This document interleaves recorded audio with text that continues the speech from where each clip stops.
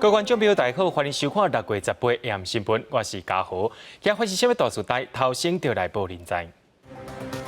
在今仔日增加一个染病大伤，是甲染病翁仔宝坐工作飞行机对面加拉登来到台湾的。为着要协助香港民众陆委会对7月初开始成立台港服务交流办公室。偏澳关拍算要振兴经济，若准户口设伫偏澳，民众就当领到500块的现金。日前有一对翁仔宝伫孟加拉染病了后，回来到台湾，甲因坐共这飞行机的有一位查甫人，在今仔日也验出病毒了。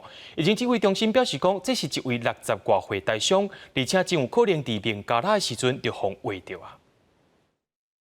最近为孟加拉返来台湾，确诊武汉肺炎的翁仔某，伫咧共一只班机座位头前的乘客，18确诊互围着。疫情指挥中心下晡紧急召开记者会说明。那一团有13人哦，这一位是第3例确诊啊，这一位46，他是坐在445的那一排的前面一个。为飞行机顶座位图来看，靠窗仔门的是暗号第444是翁婿，靠骹路迄边的是暗号445是太太，坐伫咧太太正头前的是暗号第446，也就是新增加确诊60多岁的大伤。伊6月12为孟加拉坐飞行机去马来西亚，再为马来西亚坐这帮返来台湾的专机。指挥中心针对飞行机顶13个高风险的乘客采检，包括这对翁仔某甲这个大伤，拢总有3个人确诊。大伤敢有可能是去互这对翁仔某传染的？指挥中心表示，这对翁仔某伫咧上飞行机进前就出现症状，发病几啊天了后，再个传染互别人的风险会降低。连破18确诊的大伤，伫咧孟加拉都已经防围着。这2位444跟445的，他们从发病到搭机，但已经超过20天，那感染的几率当然是风险比较低。那这一位个案，他是说他在机场的期间，整个航程大概都是戴口罩。那当然在机上是需要如果是用餐的时候需要把口罩拿下来。那隔离衣的部分，他是说从孟加拉到那个马来西亚是有穿，但从马来西亚到台湾这一段是没有穿。因为台湾最近小连续3例境外移入确诊，拢是为孟加拉返来台湾。人伫咧孟加拉的大伤是表示讲，孟加拉的疫情确实已经失去控制。已经失控了，孟加拉已经失控了，完全这个传开了。那政府已经好像没有什么特别的方法可以来管制了哈。大伤指出，孟加拉17个日确诊的病例已经增加4000多例，累计总人数超过98000多例。即马大伤大家拢真惊吓，敢若会当家己做好防疫。记者综合报道。讲到伫咧孟加拉染着武汉肺炎的这对翁仔宝，返来到台湾也是引起一寡风波。其中返来这位太太无符合旅外国人确诊者反带条件，而且因讲因拢有穿防护衫，也有挂嘴安。不过，这个白贼的事实经过调查了后，台中市卫生局17日依照传染病防治法，会甲因罚6万至30万。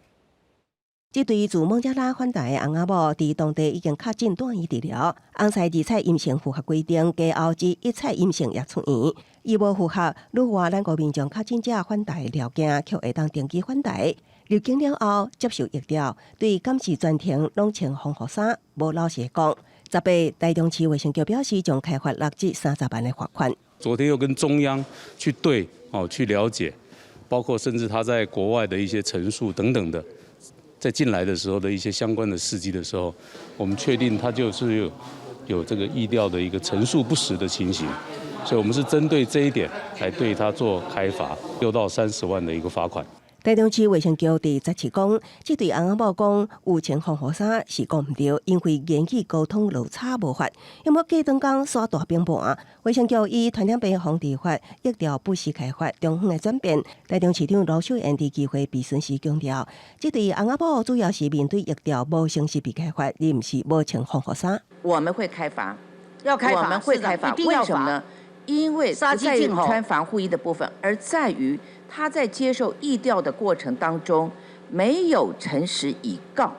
以防疫相关法规，民众伫国外确诊者返台需要符合发病日，到登记至少2个月，而且症状已经消失，也是处伫2摆然后采检阴性则放行。也不过并无明确规范，捌确诊者坐飞行机需要穿防护衫。台中市长罗秀燕要呼吁中央，台中市目前有有1500人自国外返台了后，伫厝检疫中。中央卫生单位应该明确化规范，才会当落实防疫。记者综合报道。中国硬要推行香港版本的国安法，却引起香港人民的抗争。总统蔡英文也指示行政院要组成专案小组，规划对香港民众的人道援助。陆委会在今仔宣布成立台港服务交流办公室，7月初1会正式运作。陆委会也强调讲，香港人必须要合法入境，才会当得到协助。中国硬杀港版国安法引起香港局势不稳，总统蔡英文指示行政院组成专案小组，规划香港人道救援关怀行动专案。陆委会经过3礼拜建议，18宣布讲成立台港服务交流办公室，设立正式对外的窗口，包括主任、副主任，7月初1正式营运。但是由上来做主任的职务，陆委会是保密到底。既有的法制架构已经够了，而且有它一定的弹性，所以采取专案管理的方式来进行啊。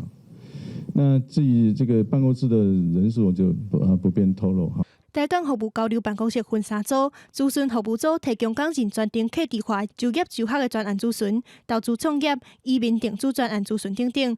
专案管理组是协助香港人伫台湾投资、创业、专才、就业就学，而且主动关心香港人生活的情形。若是个案的安全感自由受到紧急的危害，会提供必要的援助，报请行政院专案处理。行政事务组负责社群媒体联络管道。政府强调讲，用具体行动来替香港提出预算，但是对受到港府打压、上需要协助的香港人，但是因为证件去虹口啊，选择用偷渡的方式来台湾，敢是会当得到同款的协助？我们基本上这个法律很清楚啊，它必须是合法入境的。我们的法律授权基本上是 support 啊，所以我们法律讲的是援助，不是救援。他一定要进入台湾，他有这个需要。但是香港人申请来台湾有国安风险，但民通表示已经有相关的准则来处理，而且强调讲，台湾和香港是援助，不是救援。办公室其中一支服务专线的后4码3199，代表台湾对香港的善意救救。对专案预估会当帮助偌济香港人，阁有医生的上限，但民通是低调无愿意讲，但是强调香港人来台湾，未采取集体安置是个案处理。记者综合报道。经国会助理陈伟仁、李玉涵、林永德介绍去予中国高层买收，正做伫台湾的间谍，而且要打探外交部以及着陆委会开会记录。检方也甲10多人约谈了后，林永德10万块交保候团，陈伟仁、李玉涵法院是裁定收押禁见。其中李玉涵是现任婚林馆长张丽仙，伫咧做立委时期的助理。张丽仙本人听到这个消息，伊也表示讲真意外。面对记者咧问，穿怀装普罗衫的林永达无加讲啥，赶紧离开遮。伊是加入去强谍案3个前国会助理之一。北检调查强谍案，查出陈伟仁、李玉涵、甲林永达3个人涉嫌伫咧2014年到2018年，甲中国高层行真晏，伫咧国会外交部、党政媒体记者之间吸收成员，想要发展组织，透过请食饭的方式，试探外交部、甲陆委会的证据，而且摕开会资料、甲人事等等机密的档案。其中，李玉涵是婚林馆长张丽仙做立委的时阵的助理。针对这点，张丽仙是感觉真意外。他是义务完全没有在立法院做正式助理的一个登录。我如果说开记者会的时候，他来帮忙，因为他是我们云林的乡亲嘛。国安问题是一个非常严肃的问题，然后我希望我们司法单位勿忘勿重一定要严正办案。张丽仙表示，2个人已经几年无联络，而且李玉涵担任助理的期间，并无接触任何的法案。涉案的3个人，李玉涵捌做张丽仙无薪水的助理，也若陈伟仁正正是家己市府市长陈淑慧咧做立委的时阵的助理。另外，林永达除了是前立委陈进典的助理，后来嘛甲陈伟仁做伙做陈淑慧的助理。陈淑慧出来背会讲，对因无啥物印象。他们2个应该也就是在当时候就离开我的国会办公室了。没有太多的印象跟了解。针对2个前国民党立委的助理加入去这个案件，南洋呼吁讲要依法严格来办理。能够接触到国家机密的人员包括官员助理更应该要小心处理这些国家机密的文件。我们尊重司法。如果是这个机密资料提供调阅在特定的空间，那个也只有委员可以进去，助理也不能去看。林昌佐表示，无论是伫咧委员会召开机密的会议，或者是邀请官员私底下讨论重要的议题，助理拢未在场，避免敏感的证据流出去。也若3个前国会助理涉嫌犯国家安全法。会甲单位人李玉涵申请收押禁见，也若林永达是还阁有事情爱查清楚。以10万块交保候团，外交部是澄清讲，目前部会并无人去互约谈甲涉案。记者综合报道。中国的军机又搁再亲门大呼噜，空军司令部18表示讲，透早阁有中国的战机进入到台湾的防空识别区，是这10天已经来到5摆啊，而且美国军机也在刚刚出现伫咱的空隙。有专家认为讲，可能甲美中外交高层伫咧密会有关系。台湾空军的口气是真坚定，爱中国军机随翻头离开台湾的空隙，因为中国的军机已经连续3天，而且是10天来第5届射台湾。空军司令部证实，18早起查到中国歼10以上的战机进入台湾的防空识别区，用公布甲警告了后，因就随飞离开。共机来这个进逼台湾来说，哈，连续3天的确在过去2-3年来，大概是首见哈。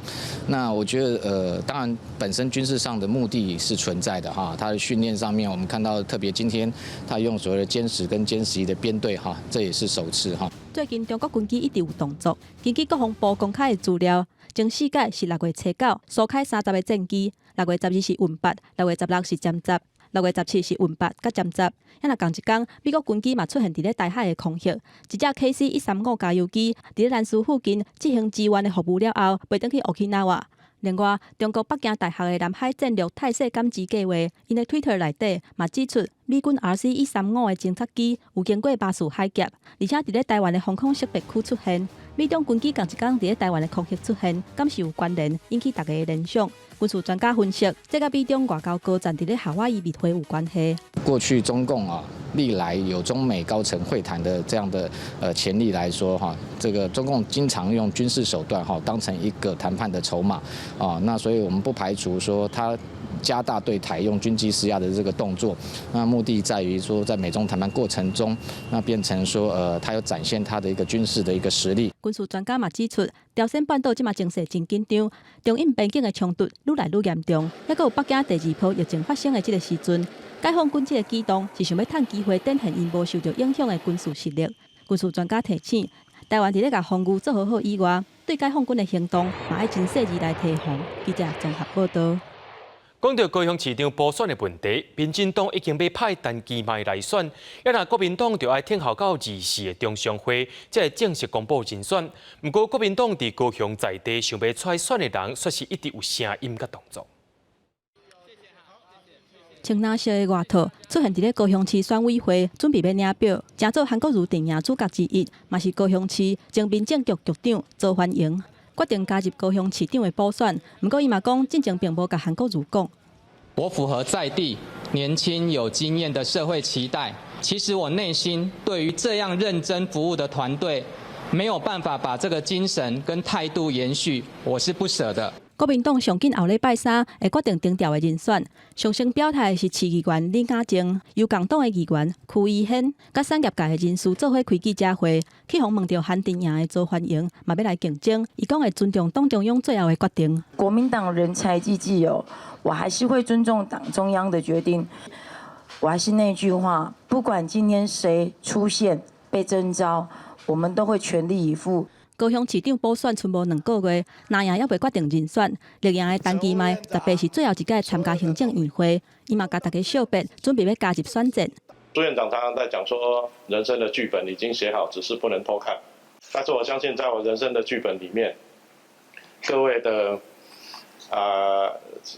教诲啊，各位的跟各位共事的这个经验，都绝对是我人生剧本里面最精彩的一页。外口传讲，陈其迈电影选战的人事布局，到底要决定啊？共党前的吴怡农、甲市议员高敏霖，也有林志宏、甲时代力量黄捷，拢是团队热门的人选。按算即届的选战，会下党派来合作，寻求本土电影的团结。记者综合报道。对着阮的镜头来看在地上大条，讲到金禧三倍券伫7月会施行，不过拢无较真病例骗讹，为着要决定来振兴经济，因若讲要来走大省，直接发500块现金，要互户口设置骗讹民众。澎湖花火节就要到啊，到时阵会有大批的台湾人去澎湖地区刺激观光消费，但是澎湖县等袂牢啊。由议长刘丹昭玲提出发500块消费券，得到县长赖鸿伟的支持。经过讨论了后，决定直接发现金500块。那我们预计在7月10号之前，将这个500元的一个现金直接发送到我们每一位县民的一个手上。那我们希望县民拿到这个500元的一个就是现金之后，都可以踊跃的去消费。只要是109年6月初1，涉及伫澎湖的民众拢会当领到，一个月有106000人受惠，而且现金的运用比振兴券更加自由。对当地民众来讲，是真期待看到这个政策成功推出。县政府发的那个500块现金，对不对？对。他这样对纾困有帮忙。是，因为大家的购买力会很强，一般的老百姓的反应都很好。澎湖县府这道会发现金，是为着要振兴地方经济，但是有观光业者认为讲，澎湖是国内主要的观光区，伫这边的疫情内底，颠倒是受益者，振兴经济需求并无悬。因为大家都不能出去玩，是不是都会跑国内旅游？因为澎湖现在是满到爆的一个情况，甚至一到7月已经都一房难求了。对民众来讲，会当直接摕现金，当然真欢喜，确实嘛会当刺激消费。但是若亲像观光业者讲的，疫情对澎湖的冲击并无大，县政府恐惊爱好好思考发放的必要性。记者综合报道。中国伫咧个外月已经发生虾仔感染风采病毒，目前台湾也将围着啊。到10月为止，全台湾已经有16间的饲虾仔场检出这款病毒。农委会也认为讲，这款病毒突然到台湾，恐怕是有一段时间啊。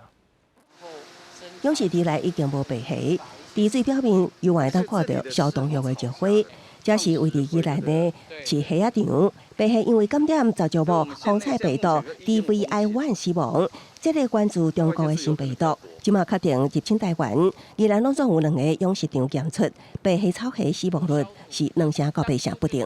那外观上就刚才讲的，就是颜色会比较偏红一点，那之后它就会比较就不进食，然后就慢慢就沉到池底去，然后就死亡。一个多月前，中国沿海11个省份爆发疫情，农委会随即启动监测。头一轮伫屏东发现一个甌虾场阳性了后，第2轮采样25场的甌虾场，近一半检出阳性。农委会承认，甌虾的虾仔大部分都是国产，病毒到呾拢无伫国内发现，要对查感染源有困难。这个病毒在甌虾里面应该是已经有一段时间了，可是它溢出来感染的白虾或者是感染的草虾，应该是最近的事情。对对。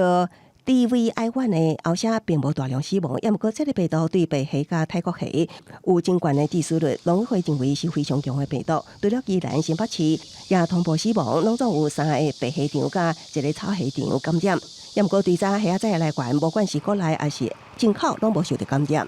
它可能不是因为虾苗被感染，而是在它环境里面，可能是在那个环境里面所造成的。目前国内病毒的基因序列甲中国100%的同款，也毋过敢会当断定这是中国传入。农委会讲无直接证据。目前除了中国，台湾是国际上第2个承认有 DVI1 病毒的国家，也毋过有风声传出，当然国家早就有病毒，只是烦恼影响出口无愿意公布。台湾老实宣布有 DVI1，真有可能将会冲击到观赏虾出口。记者综合报道。有一位艺人隋棠，为着要互囡仔了解家己身体的自主权，最近伫屏东的学校用绘本引带学生囡仔讲出家己受到压迫的代志。也因为隋棠伫面前分享使人疼心的故事，屏东县教育处就主动对外背会，说甲学生囡仔的文书全部压出来。屏东县长潘明安也承认，县政府有订单要求爱减办。艺人隋棠读着绘本。蝴蝶一缕一缕的身影出现伫全台旧小学。15隋棠普文，查某囡仔讲，当年来毋知几啊摆去互招出去工寮侵犯，无明确讲出地点。也毋过屏东县教育局普文回应，却泄露细节，引起隋棠不满，回文反击，表示事实调查毋是揭发者的责任，公民拢应该揭发。两方面来去引起讨论。屏东县长潘明安承认是县府用词不当。个人认为这个新闻稿的内容呢，措辞不当，专业的能力这个有问题。这个我会要求的来严惩相关的一些调查。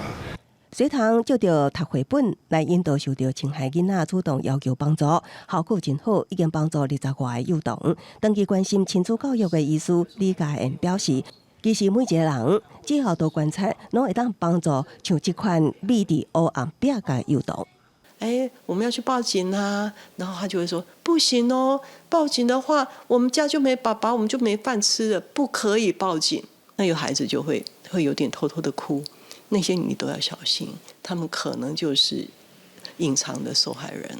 根据资料统计，平均每37分钟都可能有囡仔受到性侵，而且6成拢是熟悉人。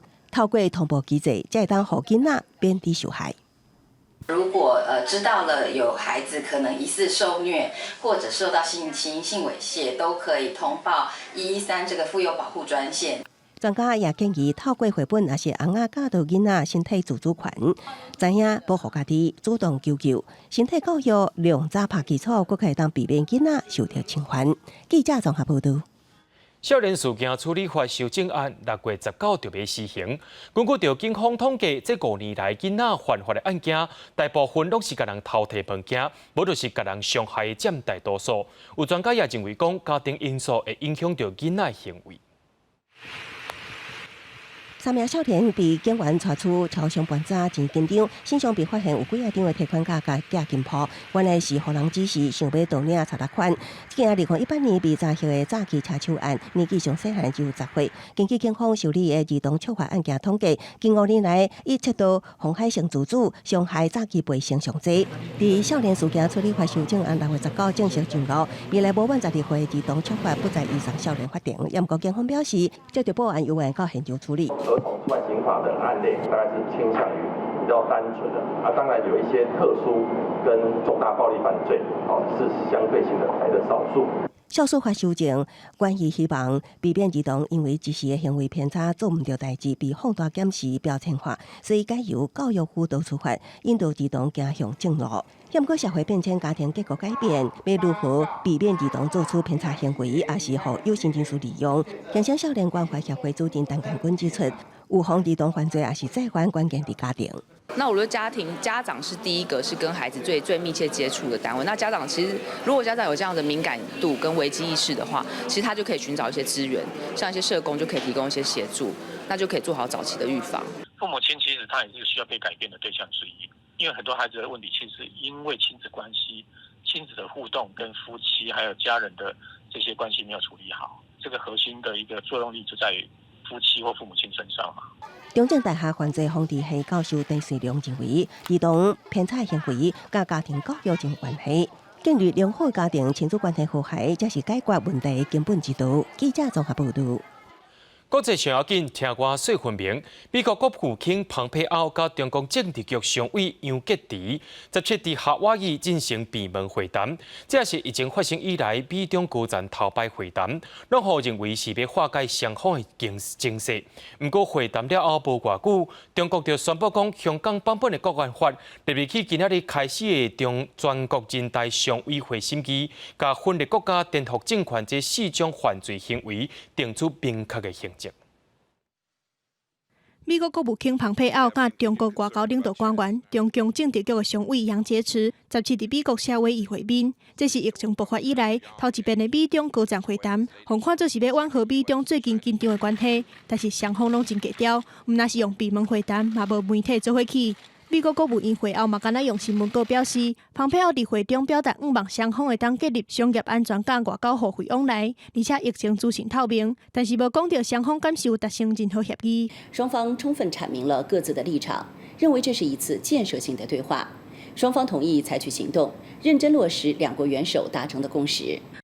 美国低调，但是中国外交部是专工发声明表示，合作是中美双方唯一正确的选择。强调双方会谈有讲到台湾、香港甲新疆的议题，佮讲杨洁篪强调讲，世界敢若一个中国，台湾是中国袂当分割的一部分。一个中国的原则是美中关系政治基础。中方推进涉港国安立法坚信无变，反对七国集团外长对涉港议题发表声明。双方不愿意把这种类似自由落体或是悬崖边上的这么艰难的关系让它继续的走坏。那么会面本身就有一个止血，或者说暂时不往坏的方向走的意义。我们台湾方面呢，一如往常的是，我们事先掌握相关的情形，与美方的沟通的管道非常的畅通，我们也会循例的请美方向我方进行这个简报。不过，在咧蓬佩奥甲杨洁篪会谈的时阵，美国总统川普签署维吾尔金款法案。温准政府制裁涉及压迫维吾尔族穆斯林的中国官员，引起中国强烈不满，放话要停止干涉内政，无对反制。会谈结束了后的几点钟，中国官媒新华社搁较报道，港办国安法已经提请18要吊开中国人大常委会会议审议，其中草案对防范、阻挡甲挺治发生伫咧香港特别行政区的分裂国家、颠覆国家政权、恐怖活动、勾结外国，或者是境外势力危害着国家安全等等4类犯罪行为的具体构成甲相关的刑事责任，做出明确的规定。港办国安法上半7月初就会表决通过，随实施。记者综合报道。讲到美国有种族问题的布鲁克斯案件，这个案件所牵涉到的警察罗夫也去用指控谋杀，那准是定罪上重会当判到死刑。不过，这个案件也引起参议院搁在针对警察改革法案的讨论。亚特兰大地方检察官17表示，27岁布鲁克斯轰大死迄案，并无对警察造成死亡也是当伤的立刻性威胁，将伊当作谋杀起诉涉案的被人警员罗夫。The first charge is felony murder. The underlying felony is aggravated assault with a deadly weapon, and the possible sentences for a felony murder conviction would be life without parole, or the death penalty. I was very hurt. I can't imagine being there. Felt everything that he felt just by hearing what he went through, and it hurt. 迄项当作一件的同事，波罗斯南面临3项指控，包括加重攻击甲违反警务职权宣誓，伊已经同意转为污点证人。根据美国有线电视新闻网 CNN 报道，科普郡警察农业工会会长史蒂芬·盖诺表示，根据乔治亚州法律，警方遭到攻击、公权力受威胁时，依法会当用枪。此案也予民主、共和两党伫参议针对警改法案提出自家版本竞争，虽然认同警方执勤配挂、点名机、强化备份等，显然要达成共识，还有一段路要行。像共和党记者互行为无好的受害者对警察提告，民主党认为共和党版本细节无够完善。纽约市长贝苏豪17提出警纪改革，若有警员执勤时严重伤害百姓，要求市警局长需要伫48点钟内决定涉案警员应该停职还是调职。此外，将成立资料库，和民众查询有案警员受处分的进度，也毋过随引起纽约警察工会反弹，表示迫害警察的个人隐私。根据美联社上新调查，有一半美国成年人认为警察对公众的暴力行为是非常极为严重问题，目标大部分是非裔美国人。记者综合报道。联合国人权理事会17伫日内瓦召开紧急会议，针对美国警察暴力行为以及着种族歧视问题，甘被设立调查委员会内，美国是无派人参加这场会议，敢若表示讲当咧处理相关的问题。联合国人权理事会17放一段影片，是去互警察缀伫阿马棍死亡的非裔查甫人弗洛伊德小弟菲洛尼斯录的，呼吁这个国际组织针对美国警察的暴力甲种族歧视进行展开调查。You watched my brother die. That could have been me. I am my brother's keeper. You in the United Nations are your brothers and sisters keepers in America, and you have the power to help us get justice for my brother George Floyd. 伫非洲国家的要求之下，联合国人权理事会17日内瓦开紧急会议，讨论敢是对美国警察的暴力甲种族歧视成立调查委员会。会议会伫18继续进行。George Floyd's last words were, "I can't breathe. I can't breathe, officer. I can't breathe." I thank the Human Rights Council for having heard these words of anguish as Mr. Floyd's life was being extinguished in front of our eyes. 美国2年前退出联合国人权理事会，直到嘛无参与会议的讨论。美国驻日内瓦的大使布伦伯格发声明表示，美国正咧拍拼处理种族歧视的问题，而且针对警察的制度改革。Today's protests are the culmination of many generations of pain and long struggles for equality. Too little has changed over too many years. To seize the moment at long last to demand fundamental change and insist upon it. 另外一方面，贵局燕麦公司17嘛宣布讲，会停用机械糖浆甲碰饼粉的品牌杰米玛阿姨，原因是因为这个品牌凸显种族的刻板印象。130年来，杰米玛阿姨的形象经过真侪遍的改动，煞嘛是受到批评。贵局表示会将品牌的标志摕掉，而且重新来改名。记者综合报道。中国甲印度的边界15暗时，双方发生激烈的冲突。印度今仔日甲死亡的官兵尸体送到因的故乡。印度总理莫迪也表示讲，希望这两个国家会当和平相处，不过也袂互过往的官兵白白来牺牲。中国甲印度伫边界发生冲突，至少20名印度的军人死亡。对此，印度的总理莫迪则是举行部长级的视讯会议，为过身的军人默哀，嘛表示虽然希望甲中国维持和平，但过嘛袂互军人白白牺牲。भारत शांति चाहता है, लेकिन भारत उकसाने पर हर हाल में यथोचित हर हाल में यथोचित जवाब देने में सक्षम है। 15暗时，伫两国边界的加勒湾河谷地区发生双方士兵的冲突，两边拢有军人死伤。印度17日伫帕特纳机场举行军人遗体回乡的追悼仪式，除了当地官员、死者的后生献出花环，比哈省的副省长苏希尔库马莫迪嘛到场追悼。中印发生冲突了后，中国外交部的发言人刘立坚讲是印度的军人先使人引发冲突，这个讲法引起印度国内抗议中国的示威活动，各民众组织伫中国驻印度的大使馆抗议，和印度的警方逮捕拘留。有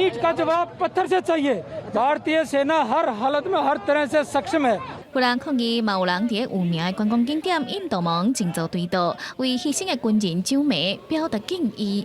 记者陈世东整理报道。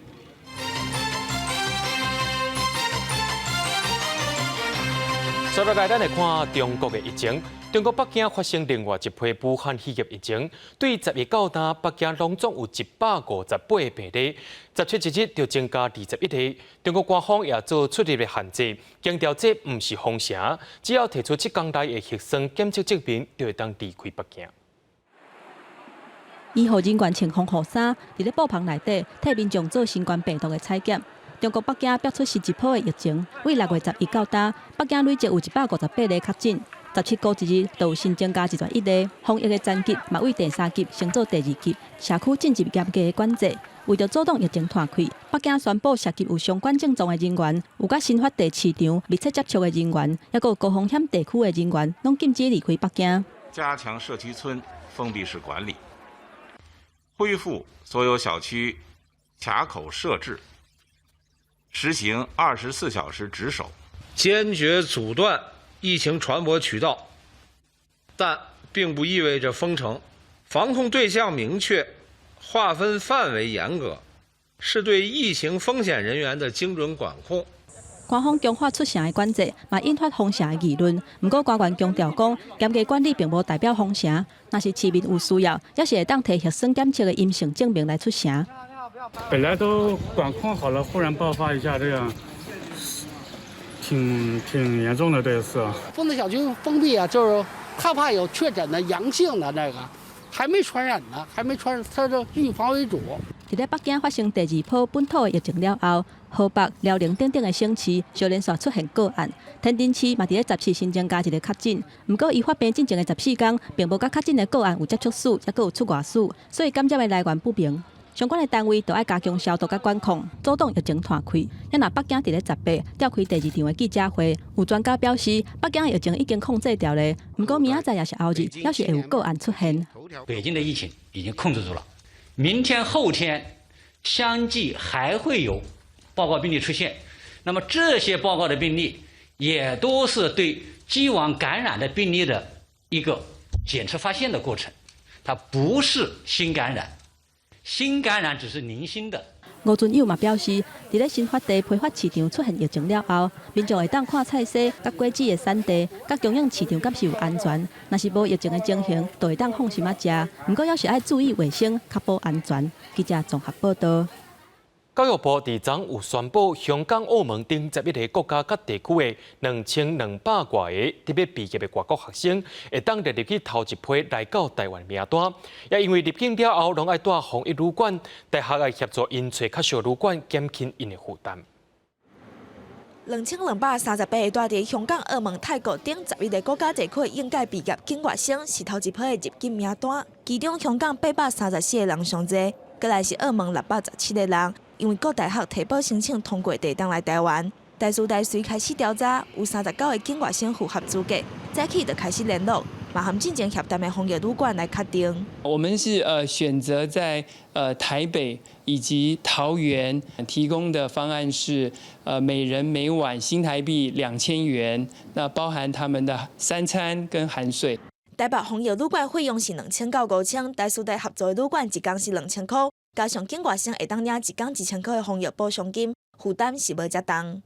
成大是指出，伫台南的大学，敢若成大有9个防疫宿舍，支持头一批的境外生先住伫个防疫旅馆，接落来第2批到第3批的人是较济，会当搁调整规定。每一位住进我们检疫宿舍的，他一天只要交200块，可是他外面的检疫旅馆，他一天至少都要800。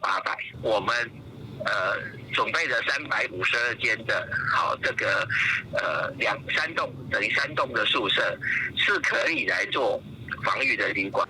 因为境外生坐防疫计程车嘛爱家己纳钱，若是读南部的大学，佫是一个开销。境外生宽疫小组是呼吁教育部协调学校，甲学生安排住伫个较小的防疫旅馆，避免因为费用相关影响来台湾的意愿。记者综合报道。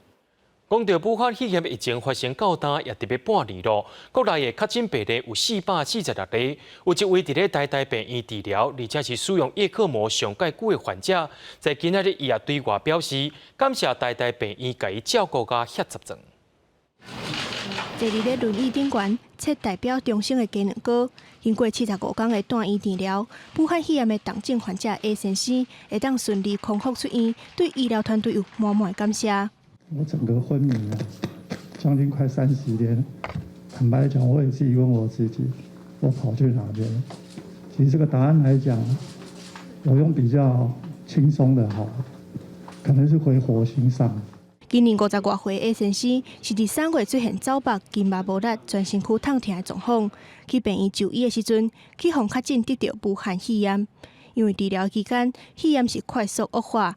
4月初是接受插管治疗，4月初5转去台大病院救治，因为前后出现休克、低血氧的情形，互伊到33天的叶克膜，呼吸器37天，收治伫加护病房47天，住院75天，是全台湾武汉肺炎的患者上悬的纪录。可以说，他就已经比较金字塔进鬼门关里面了，还是跟阎罗王这个拔河比赛，还是把他拉回来。 这确实是非常的不容易。经过积极抢救了后 ，A 先生伫5月初8甲叶克膜摕掉，而且伫5月11脱离呼吸器陪供成功，转去一般的病房。但是经过电脑断层甲肺功能的评估显示，患者伤病的气血有因为严重肺炎来引发纤维化的现象，而且肺部换气的功能是严重受损。陪供了后，需安排心肺的复健。心脏就是休克，肺部就是他血氧很差，所以要装到叶克膜。 那其实肾脏是衰竭，所以需要洗肾。免疫系统驱动这种细胞风暴之后，它整个那个血液会朝向有点像凝血功能异常。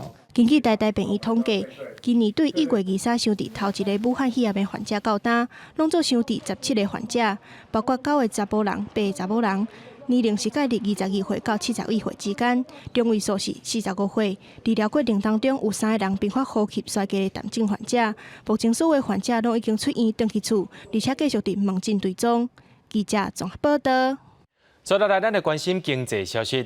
中经行第2季的理事监事会会议结果出来咯，因为国内疫情稳定，央行的利率无被调整，依持伫1.125%。不过，也甲今年的经济成长率预测调整到1.52%。国内武汉肺炎疫情缓和，政治防疫新生活，加上政府扩大财政政策甲央行宽松货币政策，互国内经济活动无受太大影响。央行召开第2季理监事会议，会后宣布维持利率不变，中大现率犹原停伫1.125%的历史新低。就是这一次呢，我们没有调整我们的政策利率。那最主要的就是在这里我们的财政政策跟我们的货币政策呢达到了一定的一个成效，也就是说逐渐的这个成效呢已经显现出来。杨金龙表示，负利率政策唔但对提振通膨无帮助，颠倒会低输货币变大等四大负面影响，所以是被大国利益。虽然即摆央行宣布不再降息，也毋过因为后半年疫情发展，将会继续影响全球经贸动能，激着台湾出口，也不利外国人来台旅游，将经济成长率为1.92%下修到1.52%。也毋过杨金龙认为，今年台湾经济已经跨过坎底。第二季呢，我们的经济成长呢是到谷底了在7月15号以后3倍券还有这个国旅的一个鼓励啦，还有公教人员这些我们政府所采取的一个措施啦，这些呢可以带动这个消费的一个成长，所以预计呢，我们的消费呢会在第3季以后呢会上升。杨金龙强调，在国内社交规范放量，政府启动振兴消费措施，民间消费可望回稳，再加上民间投资温和上涨，政府提出稳健增加等投资，预计经济成长率将一季一季回升，所以今年保一无问题。记者综合报道。台台在今仔日甲40间的企业代表对谈，就要了解企业界的想法。台达电的林组长表示讲，所谓能力，在这个时代要找头路的人，就一定要具備的基本材料。ワンさんは学生ですか？はい、現地大学の学生です。用北方甲戏语人物进行日本话对话。关帝大学应外系、资传系甲资工系共同研发的教材，协助学生更较有效率来学语言。资传系毕业生王嘉如，因为参与教材谷歌语音辨识，等出一寡求职批，有2间公司回复是录取。因为我有做过一些专题，就比如说这个 AR 的专题，或者是毕业制作也有做过，所以人家看到这些作品，就会想说，就是可以知道我有哪些能力。面试的时阵提出作品，学新科技的能力嘛真强。王嘉如一个毕业就找到头路。台达电任组长伫咧台大甲企业的座谈会内底嘛指出，所谓能力是这个时代面试者一定要有的基本能力。透过 online 的方式去看到来自于这些 candidate 所传递的资料，所以个人的这个简历的提供，包括自己的 video 的一个传递，其实对我们来讲都是一个很重要的一个讯息。台大校长关仲斌讲，远距离甲线顶的服务甲沟通方式，本来就是企业因应全球化趋势方法。这波疫情会加速趋势发展，会当预估程式编码甲大数据的分析等等的技能，会是重要的就业力。不是每个人都要去写程式，然后 coding 重要，但它不是给所有人做。这个上面其实还需要更广泛知识，这也是为什么我们希望从企业界可以听到更多的面向。后疫情时代，企业的工作模式甲人才发展策略嘛受到影响。台大请40间企业的代表，了解今年正用新人的计划甲未来的需求，才会当对高学去培养企业需要的人才。记者综合报道。囝生少的问题也影响到本地就无啥人的偏乡学校。伫咧新德县，就11间的国校的学生全校无到50人。县政府也当咧想办法讲，看是要合作会上课，或者是委托私人来做转型发展。对，很好。老师带学生在做热身操，算算的学生的人数不到10个人，而且这阁是校内3年、4年、甲6年所有学生加起来的数量。换一个教室是无到5个人。虽然偏乡的学校资源较少，不过校方指出，透过混龄教学，或者囡仔比别人更较有自信。不会像大学校一样很吵，然后位置的话要排很窄。像我们现在小小的学校啊，空位很大，然后就比较安静，可以听大家说话，就比较清楚。就是我们像一个大家庭，这样就很好了。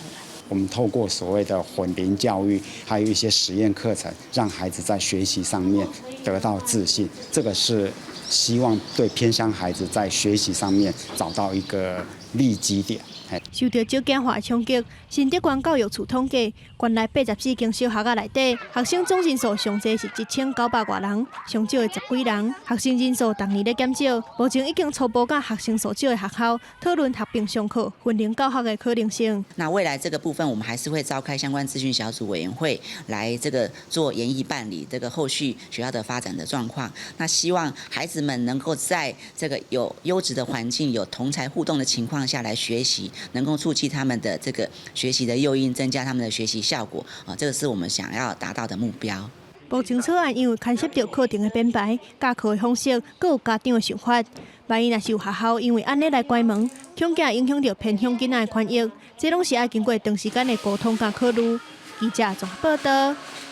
南投县政府当日规划埔里的复兴温泉区，伫5月初已经完成公共设施工程啊，希望会当甲罗山地区的温泉业者全部迁到遐去。不过，对温泉业者认为讲，搬线爱真侪资金，恐怕是无遐简单。工作人员真详细地咧检查，甲开关开开，互水井开始运作。这就是埔里复兴温泉区上重要水头的所在。之前我们测出来的水温都是大概接近那个40到45度之间这样子。南投埔里复兴温泉区工程单位去年挖到4个水井，工程单位提出检测报告，各项标准拢超过温泉法的相关规定，水的温度嘛超过40度以上，刷落来真做取代罗山的温泉区。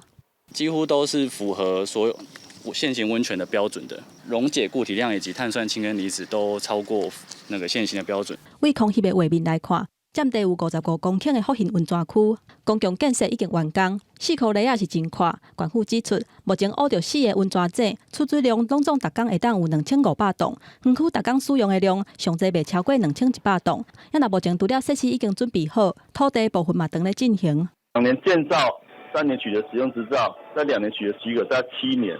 我去哩了，就惊危险的石头若落来了，人会去公司伊哩。民众讲唔敢搁去罗山浸温泉，县府评估复兴温泉是离国道6号真近，而且是去清境甲日月潭的转运点，比罗山有较侪优势。不过对罗山的业者来讲是进无步退无路，因为县府虽然以成本的计算，互业者抽口来申购土地，不过干那是买土地的成本就超过几啊亿，遮尔大棚的成本，或者业者是感觉讲就要志在袂调。我干那购买土地，我都爱开几落亿啊，吼，搁建筑成本的，阮实际上敢真正有较侪资金好来复兴投资。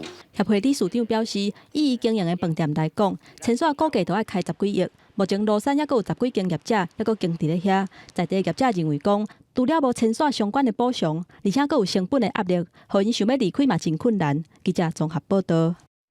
伫咧14当前，台铁甲会当看到东部海岸线的道路车头停止使用，所以因为观光客会来到遮行搭。台东县政府也希望台铁会当恢复营运。不过台铁也表示讲，只要县政府甲太麻里乡公所会当提升坐车人数，就有机会恢复营运啊。南回铁路多良车站，铁路加海景。看起来真水，吸引真侪观光客，也是台东县南平重要的观光景点。不过多良站在4年前，因为坐车人少撤站，要来遮拢爱家己开车。这么团讲县府要向代替政府多良站扩站，游客甲居民拢真期待。在这边上下车很方便，然后又多一个观光景点。对呀、有上下车在下面的摊位啊、摊贩啊，还是卖农产品的哦。对他们都有生意都有好处的。可能用区间车的方式，那这样就可以把我们的游客直接载到火车站来，那就不会造成在南回的那些公路上面会有很多堵塞的情况。台铁局顶个月已经甲县府进行多良站破站的会勘，认为县府乃当协助提升旅客运量，台铁才有可能争取经费。伫131年南回电气化整体工程完工了，进行多良站的改善计划，而且会以委托县府管理经营模式扩站。单靠一个车站，坦白讲，它的营运是有压力的。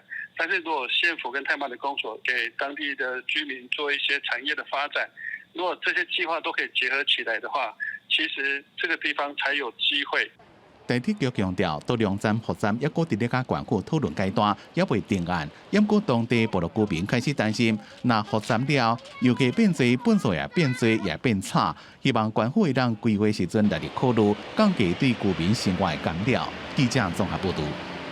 政府为着要抓这寡非法的改装车辆以及着车辆噪音问题，花莲县环保局特别引进全台湾头一台声音翕相采证车，伫咧车顶的雷达会当感应着噪音，而且会当追踪翕相。改装车的车主除了会定定收到罚单以外，而且还佫会定定当去监体站检车。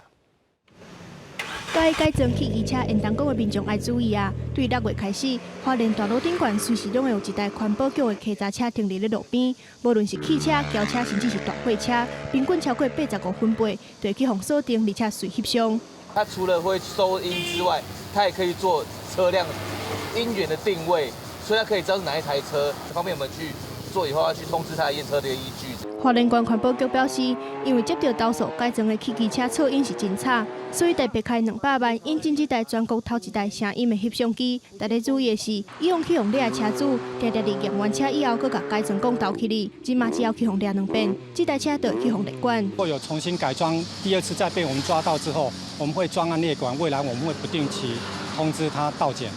针对严格处理，花莲民众大部分支持，不过有车主怨讲，这个若袂当改，为什么要开放进口？有一些排气管从欧美进口，它是在欧盟是可以使用的，像现在的法令有点跟不上时代的进步。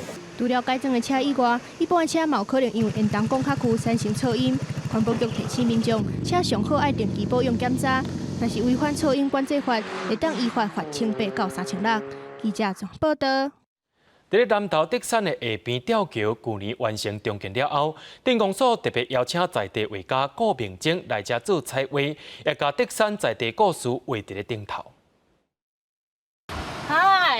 Hello。日前拍招呼，这位就是负责下边吊桥彩绘的艺术家顾明晶，前后用3个月时间完成这边的创作。那在画的过程，因为刚好遇到梅雨季节，所以就是会趁它下午要下大雨之前，会先再来画，前后后就是来回还蛮多次的这样。美丽花蕊高水的暗光照，但是详细看，其实图画内面也有一个幸福的故事。他叙述了一个下坪吊桥的一个故事，就是说有一对的小朋友，他们常在这边相遇了之后的话，一直到老，他们就结成连理的。这是一个幸福桥，希望大家都能够来这边走一走哦。彩绘创作最后的收尾，也搁特别邀请小朋友来遮，甲艺术家做伙完成。小朋友看到缤纷的色彩，马龙讲真高水。我之前跟老师跟同学一起来，看老师还没画图画，感觉不好看，现在就好看，漂亮还很美。彩绘完成的下边吊桥，冒一个新的名，就是希望来行吊桥的人，拢会当感受到满满的幸福。记者综合报道。高雄公山的自来水塔已经有83年历史啊！毋那是台湾的历史背景，也是公山的地标。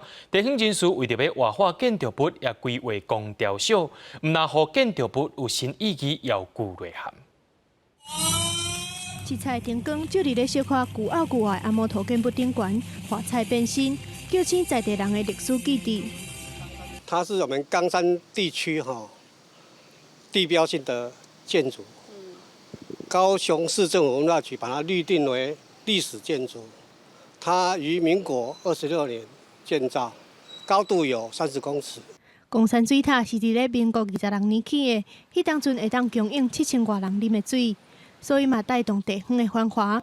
塔有30米悬，毋那是公山的地标，佮意外成做敌军轰炸时阵上大的参考点。美军要来炸公山，拢毋免雷达，毋免啥物，看到水塔往西。甲炸到对啊！好，所以因为这个关系，所以水塔完整的保留。83年的老水塔保存要真完整，结果是无问题，会进行整修、活化建物，互更较侪人来看日治时期的澎湃，少年古早时的风情，想起迄当时的风华。记者综合报道。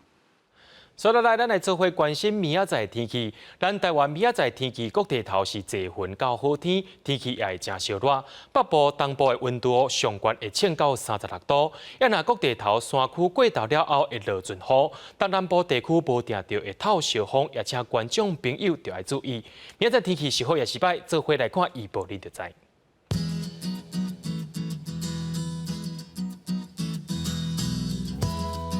北部地区对26度到36度，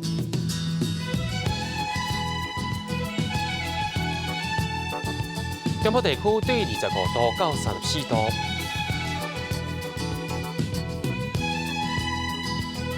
南部地区对25度到35度。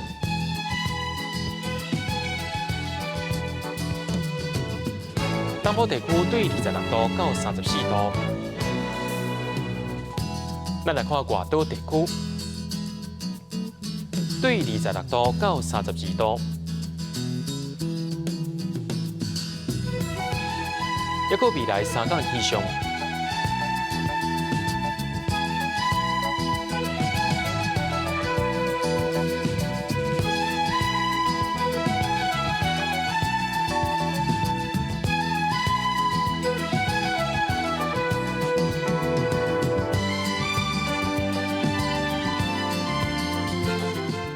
香港的迪士尼乐园也重新开放了，在新闻的最后，也带咱观众朋友世界去行行看看咧。也感谢您收看今日盐新闻，我是嘉豪，咱再会。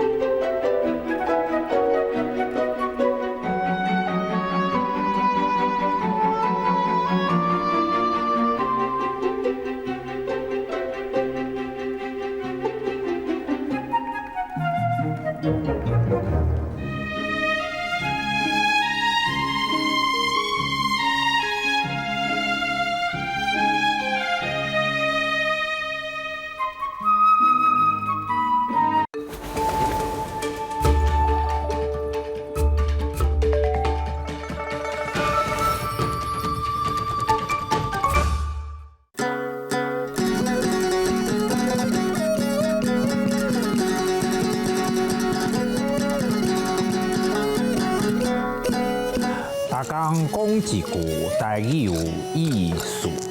大家一句的观众朋友，大家好，我是焦挂先。咱今仔日要甲大家介绍的是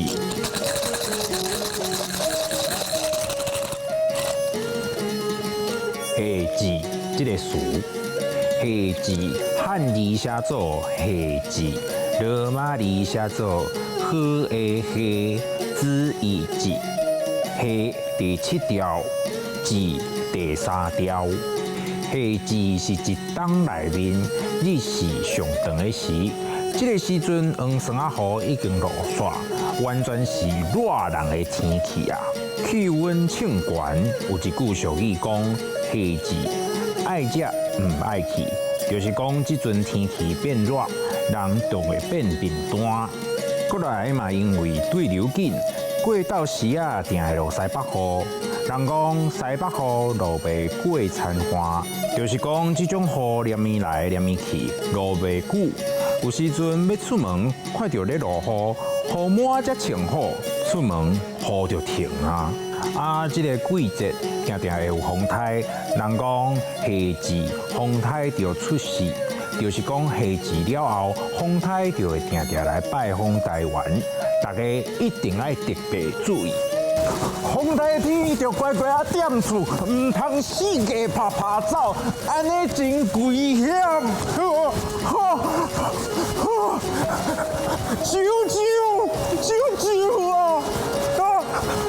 这气行到夏至，山野是当咧大出。俗语讲，望景夏至，山野落地，就是讲山野到这个时节。是上好食的在藏红的，因为咱台湾南北气候无同，夏至的时中北部的稻啊还咧收成，所以咱会讲夏至早暗季。不过南部收成较紧，已经开始搁播新一期的稻啊，所以会讲夏至经济交气，流夏至。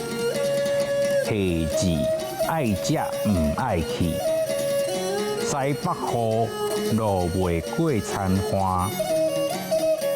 夏至风台就出世，望景夏至山野落地。夏至的时阵出门做事，也是出去佚佗，爱记哩加啉外滚水哦，唔通着山呢。咱今仔日的逐讲一句就讲到这，多谢观众朋友的收看，咱后摆再会。